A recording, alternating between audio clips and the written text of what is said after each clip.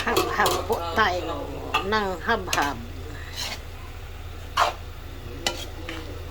Kain po tayo.